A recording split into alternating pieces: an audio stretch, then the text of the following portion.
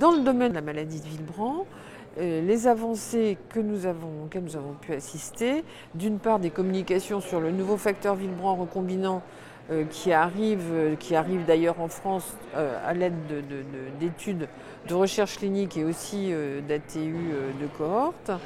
Et puis quelques communications sur la qualité de vie dans la maladie de Willebrand, et c'est l'occasion d'ailleurs de remercier les patients français puisque j'ai pu communiquer sur des résultats préliminaires de l'étude de qualité de vie qui s'appelle WISHCOL, qui est une étude française, qui est la première étude française de qualité de vie et de pharmacoéconomie dans la maladie de Willebrand.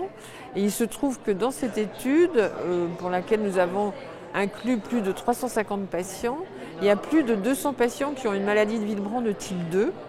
Donc, ce qui prouve que ce sont des patients qui ont vraiment un phénotype hémorragique.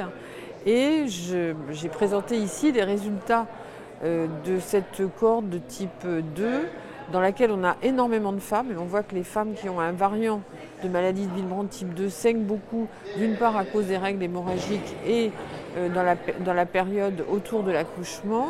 Et elles ont d'ailleurs un score hémorragique très supérieur à celui des hommes. Et elles rapportent vraiment un handicap dans leur qualité de vie à cause de ce risque hémorragique. Ce qui est intéressant, c'est de voir que vraiment les femmes qui ont une maladie de Willebrand type 2 rapportent vraiment une diminution de la qualité de vie liée à leurs problèmes menstruels et aux hémorragies liées aux problèmes gynécologiques et obstétricaux.